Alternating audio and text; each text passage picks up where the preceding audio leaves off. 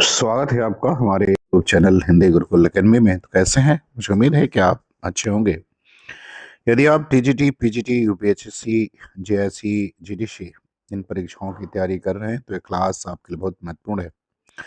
यदि आप चैनल को पहली बार देख रहे हैं तो इसको सब्सक्राइब कर लें, और यदि आपने सब्सक्राइब किया है तो आप वीडियो को लाइक जरूर करें। तो चलिए शुरू करते हैं आज की क्लास।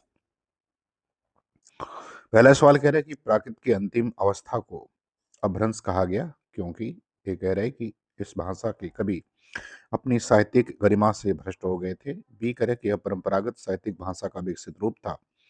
सी करे कि यह उन लोगों की भाषा थी जो जंगलों में निवास करते थे। और डी करे कि इस भाषा में कोई भी अस्थायी गुण नहीं था। तो आपको बताना है कि इसका सही उत्तर क्या होगा। प्राकृत की अंतिम अवस्था को अपभ्रंश कहा गया क्यों?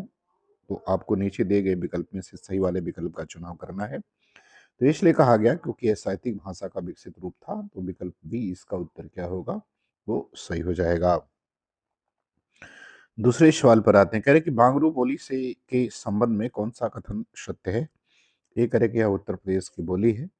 बी कह रहे कि बांगरू बोलने वालों की संख्या 5 लाख है। सी कह रहे कि पंजाबी, राजस्थानी और खड़ी बोली तीनों का मिश्रण है। और डी कह रहे कि हल्दी घाटी का प्रसिद्ध युद्ध क्षेत्र इसी बोली की सीमा में पड़ता है। तो बांगरू बोली के संदर्भ में कौन सा सत्य है, ये आपको बताना है। तो इसके संदर्भ में सत्य है कि यह पंजाबी, राजस्थानी और खड़ी ये तीनों का मिश्रण है। तो विकल्प सी जो है उत्तर दूसरे का क्या होगा, वो सही हो जाएगा। तीसरे सवाल पर आते हैं। कह रहे हैं कि राष्ट्रभाषा हिंदी के संबंध में कौन सा कथन असत्य है? तो जो असत्य है उसे बताना है। ए कह रहे कि इसकी शब्द संपदा का बहुत बड़ा अंश संस्कृत से लिया गया है। बी कह रहे कि इसकी लिपि वैज्ञानिक एवं सरल है।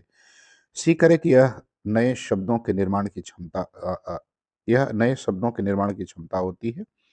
मतलब इसमें नए शब्दों के निर्माण की क्षमता होती है। और डी कह रहे कि यह देश की भावात्मक एकता बनाए रखने में अक्षम है।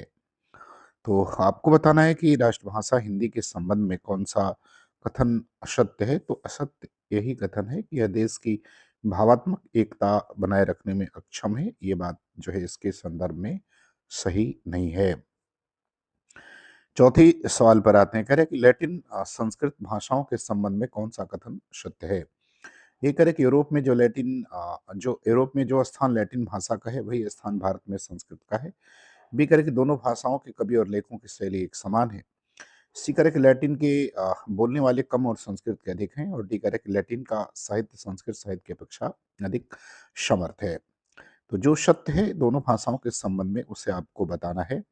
तो दोनों भाषाओं के संबंध में एक बात सत्य है कि यूरोप में जो स्थान लैटिन का है वही भारत में संस्कृत का है। तो विकल्प ए उत्तर इसका क्या होगा, वो सही हो जाएगा।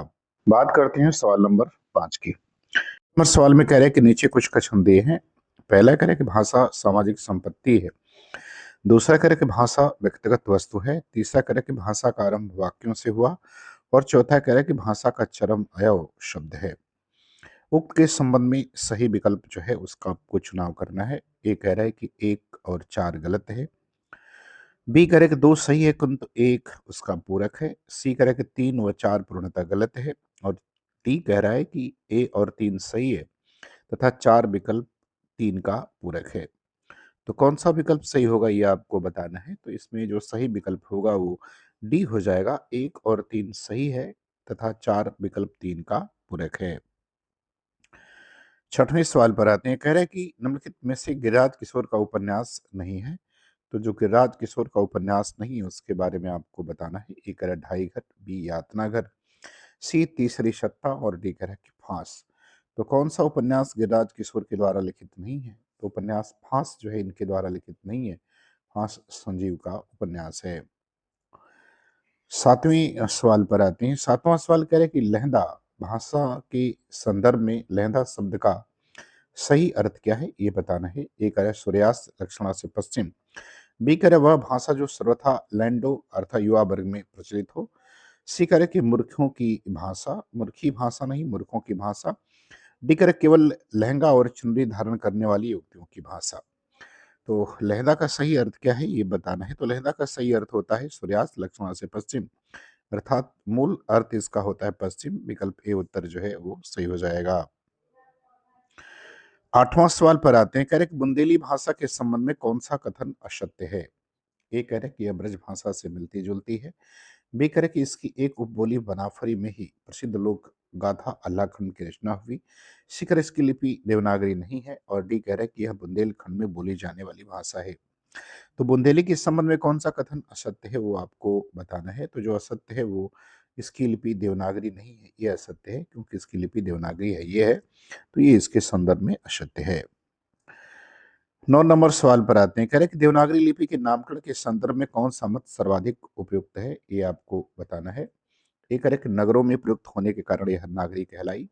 बी कह रहा है कि नागर ब्राह्मणों में प्रचलित होने के कारण इसे नागरी कहा गया और सी कह रहा है कि तांत्रिक यंत्र देवनागर में आकृति के समानता रखने वाले वर्णों के कारण इसका नागरी नाम पड़ा।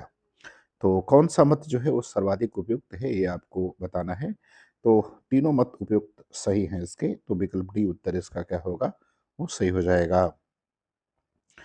10 नंबर सवाल पर आते हैं। कह रहे हैं कि आचार्य शुक्लकृत हिंदी साहित्य का इतिहास के विवाद का सर्वप्रमुख विषय क्या रहा है? ए कह रहे कि लोक संग्रह की कसौटी का प्रधान होना, बी आदिकाल को वीरगाथा का नाम देना, सी आधुनिक काल के विवेचन में वैयक्तिक रुचि अरुचि का जागृत होना और डी साहित्य रचना के स्वरूप में घटित परिवर्तनों की संख्या का अपने में पूर्ण प्रतीत होना। तो सर्वप्रमुख विषय क्या रहा है विवाद का वो आपको बताना है। इसमें कौन सा विकल्प सही हो जाएगा वो आपको बताना है। तो विकल्प सही होगा आदिकाल को वीर गाथा काल नाम देना, विकल्प बी सही हो जाएगा। 11 नंबर सवाल पर आते हैं। कह रहे हैं कि इतिहास लेखन में शुक्ल जी का प्रथम क्रांतिकारी कदम था। ए आदिकाल को वीरकाल खाता काल नाम देना, बी अभ्रंश साहित्य को हिंदी साहित्य से अलग मान उन्हें पूर्व पीठिका के रूप में प्रस्तुत करना, सी प्रवृत्ति विशेष के अनुरूप नामकरण का प्रयास और डी ग्रंथों की प्रसिद्धि को महत्व प्रदान करना। तो आपको बताना है कि इसका सही उत्तर जो है क्या हो जाएगा, वो हो जाएगा विकल्प बी अभ्रंश साहित्य को हिंदी साहित्य से अलग मान उसे पूर्व पीठिका के रूप में प्रस्तुत करना। 12 नंबर सवाल पर आते हैं। कह रहे हैं कि भक्ति काल को स्वर्णयुग मानने का प्रमुख कारण क्या है, ये आपको बताना है। ये कह रहे हैं कि इसमें अनेक संत कवियों ने धर्म का प्रचार किया था। बी कह रहे हैं कि इस काल में जितना साहित्य रचा गया उतना अन्य काल में नहीं रचा गया। सी कह रहे हैं कि इस काल के साहित्य का अधिक प्रचार प्रसार और अनुवाद किया गया और डी कह रहे हैं कि इसके साहित्य में निहित समन्वय की भावना है।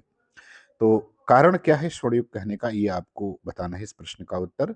तो इस प्रश्न का उत्तर विकल्प डी हो जाएगा। इसमें इसके साहित्य में निहित समन्वय की भावना है, तो विकल्प डी उत्तर इसका जो है वो सही होगा। 13 नंबर सवाल पर आते हैं। कह रहे हैं कि भक्ति आंदोलन का सूत्रपात उत्तर भारत में न होकर दक्षिण भारत में हुआ, इसके मूल कारण में निम्नलिखित में से कौन सा कथन सत्य है? ए दक्षिण भारत को विदेशी आताताइयों की ज्वाला झेलनी पड़ी थी। बी दक्षिण भारत पर मुसलमान शासकों ने अनगिनत अत्याचार हुए थे। सी ईसाई धर्म का प्रभाव था और डी कह रहा है कि दक्षिण भारत पूर्णतः निरापद था किंतु सामाजिक भेदभाव भेदभाव के हित चिंतकों को चिंतित बना दिया था। तो विकल्प कौन-सा जो है ये सत्य होगा, तो विकल्प डी जो है वो सत्य हो जाएगा क्योंकि दक्षिण भारत पूर्णतः निरापद था। सवाल नंबर 14 पर आते हैं। 14 नंबर सवाल में कह रहे हैं कि अद्वैतवाद के प्रवर्तक केरल निवासी स्वामी शंकराचार्य को कुछ पुराण पंथियों ने प्रछन्न बौद्ध की संज्ञा दी है। इसका कारण क्या रहा है? ये कह रहे हैं कि शंकराचार्य ने अद्वैतवाद के भारत को एक सूत्र में पिरो दिया था। बी बौद्ध धर्म सभी मनुष्यों को समान मानता था। शंकराचार्य ने इसी का अनुकरण किया। सी कह रहा है कि शंकराचार्य और बौद्ध मतावलंबियों में मतभेद हो गया था और डी कह रहा है कि बौद्ध मत के अनुयायी शंकराचार्य के सर्वथा भिन्न थे। तो उन्हें प्रश्न बहुत कहा जाता है, इसके पीछे का कारण क्या है ये आपको बताना है 14 नंबर प्रश्न में। तो इसका कारण ये था कि बौद्ध धर्म में सभी मनुष्यों को समान मानता था बौद्ध धर्म। शंकराचार्य इसका अनुसरण करते हैं, तो विकल्प बी जो है उत्तर इसका सही हो जाएगा। 15 नंबर प्रश्न पर आते हैं। कह रहे कि शंकराचार्य का अद्वैतवाद जनमानस को प्रभावित करने में असमर्थ रहा क्योंकि ये कह रहा है कि अपने अत्यंत उच्च दार्शनिक विचारों के कारण वह केवल आचार्यों के वाद विवाद का विषय बन गया था। बी इसका कोई उपयुक्त दर्शन नहीं था। सी उसमें अनेक विकृतियां थी और डी उसमें वेद विरोधी दर्शन समाहित था। तो 15 का उत्तर बताना है कि इसका सही उत्तर जो है वो क्या होगा कि शंकराचार्य का जो अद्वैतवाद था वो जनमानस को प्रभावित करने में उतना जो है समर्थ नहीं रहा। उसके पीछे का कारण यह था कि अत्यंत उच्च दार्शनिक विचारों के कारण यह आचार्यों में केवल वाद विवाद का विषय बना रहा। विकल्प ए उत्तर इसका क्या होगा, सही हो जाएगा।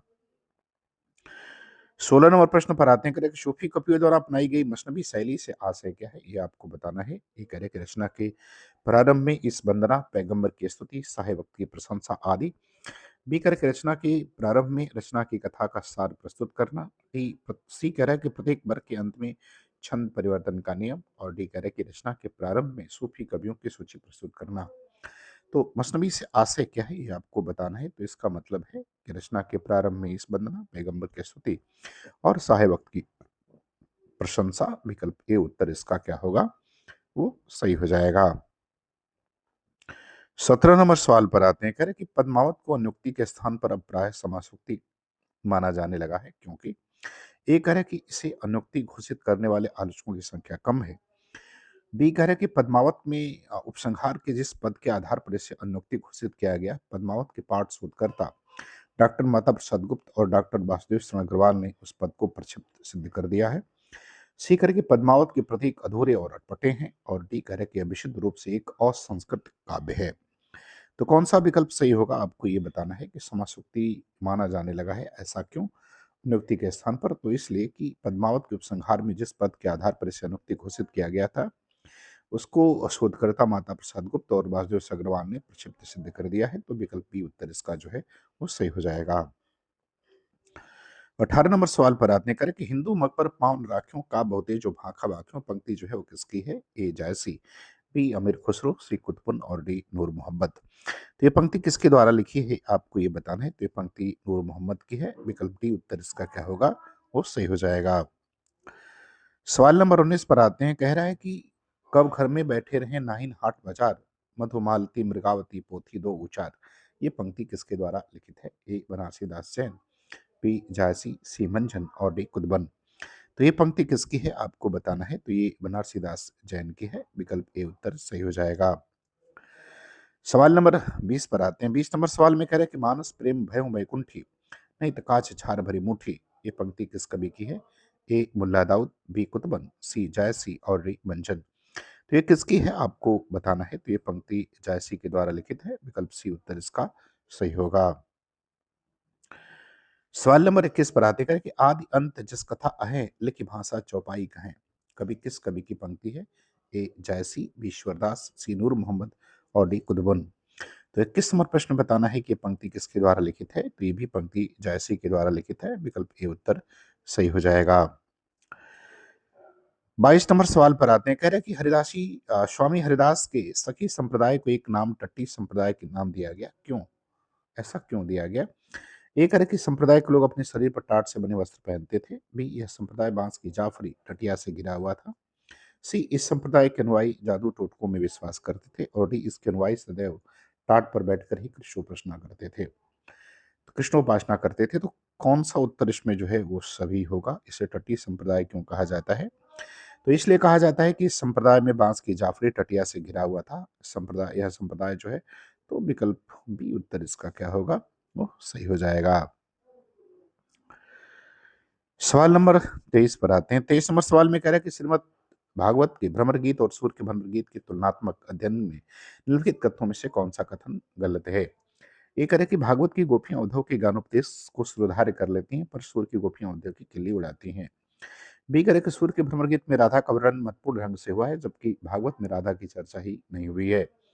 सी कह रहे कि सूर्य की गोपियां वाक्य चातुर्य से पूर्ण है, जबकि भागवत की नहीं है। और डी कह रहे कि भागवत में भ्रमर गीत बेहद और विशिष्ट प्रसंग के रूप में आया है, जबकि सूर का अत्यंत संक्षिप्त है। तो आपको 23 नंबर प्रश्न का उत्तर बताना है कि इसका सही उत्तर जो है वो क्या हो जाएगा। तो कौन सा तुलनात्मक अध्ययन में कौन सी बात इसमें गलत है। तो विकल्प डी जो है वो गलत है। तो उत्तर डी इसका जो है वो सही हो जाएगा। 24 नंबर सवाल पर आते हैं। कह रहे कि गोपियों ने भ्रमर गीत को ही अपने उपालंब का माध्यम बनाया था। इसका एक विशेष कारण यह था कि ए कृष्ण का रंग भ्रमर के समान काला था। बी भ्रमर को बिलासी, विश्वासघाती और सहज स्वार्थी कहा गया है। कृष्ण भी इसी के अनुरूप थे। सी कह कि यंत्र तत्व भ्रमण करने के कारण भ्रमर दूसरों को भ्रम में डालता है। कृष्ण भी इसी के अनुरूप थे। और डी कह रहे कि भ्रमर प्रतीक रूप से विलक्षण अर्थ उत्पन्न करता है। तो 24 नंबर प्रश्न का उत्तर आपको बताना है कि इसका सही उत्तर क्या होगा। गोपियों ने भ्रमर गीत को ही उपलम्ब का माध्यम क्यों बनाया, इसका कारण क्या था। तो इसका कारण था कि भ्रमर को बिलासी, विश्वासघाती और सहस्वार्थी कहा गया है। कृष्ण भी इसी के अनुरूप थे। विकल्प बी इसका उत्तर जो है वो सही हो जाएगा। सवाल नंबर 25 पर आते हैं। 25 नंबर सवाल में कह रहे हैं कि मीरा की भक्ति भावना लौकिक प्रणय भावना का सहज और कृत्रिम रूप धारण कर लेती है, जो अन्य भक्त कवियों की अपेक्षा अत्यधिक प्रभावित करती है। क्योंकि ए करेक्ट उसमें प्रणय वेदना की गंभीरता का साम्राज्य छाया हुआ है। बी करेक्ट उसमें सर्वत्र सौंदर्य अनुभूति की झलक मिलती है। सी करेक्ट उनमें भक्ति के लिए अनिवार्य रूप की अपेक्षित श्रद्धा की भावना नहीं, और डी मेरा स्पष्टता पुष्टिवादी भक्त जो है वो नहीं है। तो 25 का उत्तर कौन सा सही होगा ये आपको बताना है। तो इसमें जो सही उत्तर हो जाएगा ये होगा कि उसमें सर्वत्र सौंदर्य अनुभूत की झलक जो है वो हमें देखने को मिलती है। तो विकल्प बी जो है इसका उत्तर सही होगा। तो मुझे उम्मीद है कि ये वीडियो आपको पसंद आएगी, आपको अच्छा लगे तो आप चैनल को सब्सक्राइब जरूर करें। पूरा वीडियो देखने के लिए आपका बहुत बहुत धन्यवाद।